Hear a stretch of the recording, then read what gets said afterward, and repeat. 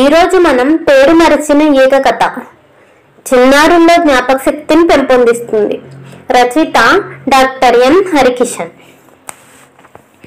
ఒక ఊర్లో ఒక ఈగ ఉంది. దానికి చాలా ముచ్చటైన ఇల్లు. ఒకరోజు ఒక పండుగ వచ్చింది. పండుగ రోజు ఈగ పొద్దున్నే లేచి ఇంటి ముందంతా శుభ్రంగా తుడిచి పేడతో అలుక్కోవడం మొదలుపెట్టింది. అట్లా ఇల్లు అలుకుతూ అలుకుతూ అది తన పేరు మర్చిపోయింది.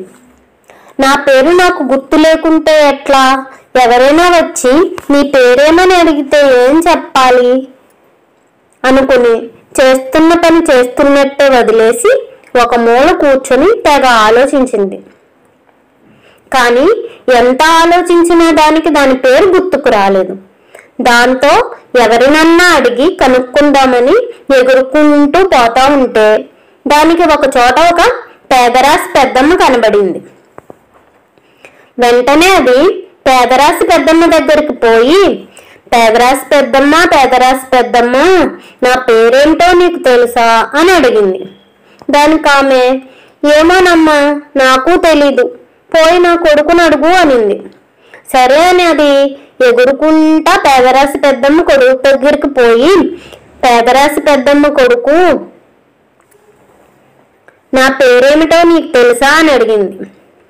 దానికి వాడు, ఏమోనమ్మా, నాకు తెలీదు, పోయి నా చేతిలో గొడ్డలి నడుగు అన్నాడు.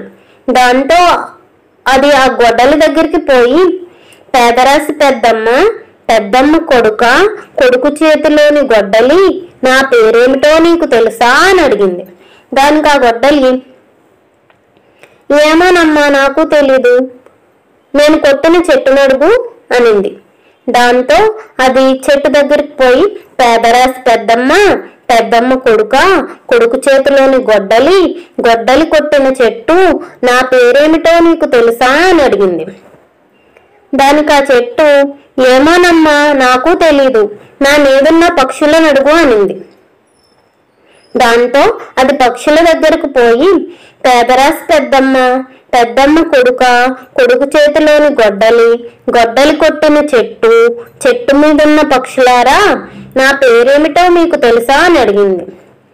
దానికి ఆ పక్షులు, ఏమోనమ్మా, మాకు తెలీదు, పోయి మేము తాగే నీళ్ళను అడుగు అన్నాయి. దాంతో ఆ ఈగ నీళ్ళ దగ్గరకు పోయి, పేదరాశి పెద్దమ్మ కొడుకు చేతిలోని గొడ్డలి కొట్టిన చెట్టు మీదున్న పక్షులు తాగే నీళ్లు, నా పేరేమిటో మీకు తెలుసా అని అడిగింది. దానికి ఆ నీళ్లు, ఏమోనమ్మా, మాకు తెలీదు, పోయి మాలోని చేపలను అడుగు అన్నాయి. దాంతో ఆ ఈగ చేపల దగ్గరకు పోయి, పేదరాశి పెద్దమ్మ కొడుకు చేతిలోని గొడ్డలి కొట్టిన చెట్టు మీదున్న పక్షులు తాగే నీళ్లలోని చేపలు, నా పేరేమిటో మీకు తెలుసా అని అడిగింది. దానికి ఆ చేపలు, ఏమోనమ్మా, మాకు తెలీదు, పోయి మమ్మల్ని పట్టే జాలర్ని అడుగు అన్నాయి. దాంతో ఆ ఈగ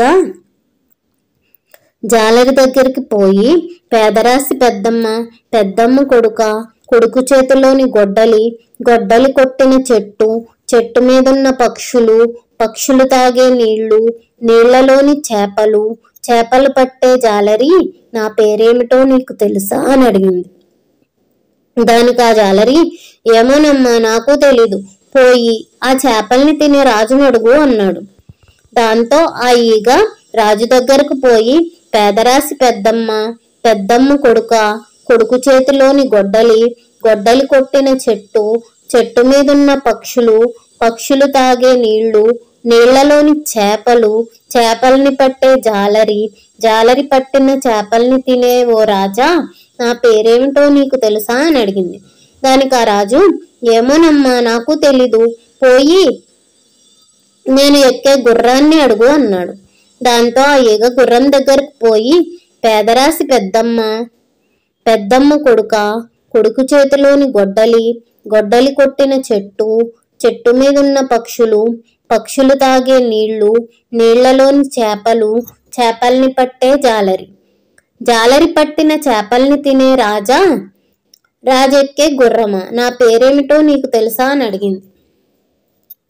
దానికి ఆ గుర్రం, ఏమోనమ్మా, నాకు తెలీదు, నా కడుపులోని పిల్లని అడుగు అనింది. దాంతో ఆ ఈగ గుర్రం కడుపులోని పిల్ల దగ్గరకు పోయి, పేదరాశి పెద్దమ్మ, పెద్దమ్మ కొడుక, కొడుకు చేతిలోని గొడ్డలి, గొడ్డలి కొట్టిన చెట్టు, చెట్టు మీదున్న పక్షులు, పక్షులు తాగే నీళ్లు, నీళ్లలోని చేపలు, చేపల్ని పట్టే జాలరి, జాలరి పట్టిన చేపల్ని తినే రాజా, రాజెక్కే గుర్రమా, గుర్రం కడుపులోని పిల్ల, నా పేరేమిటో నీకు తెలుసా అని అడిగింది. దానికి ఆ గుర్రం పిల్ల, నీ పేరా, అది అది ఈ అని సకిలించింది. గుర్రం పిల్ల ఈహిహి అని సకిలించటం వింటూనే దానికి టక్కున తన పేరు గుర్తొచ్చింది. గుర్తుకొచ్చింది, నా పేరు ఈగ కదా, అవును ఈగే ఈగే అని అరుచుకుంటూ అది సంబరంగా అక్కడి నుంచి ఇంటికి ఎగిరిపోయింది.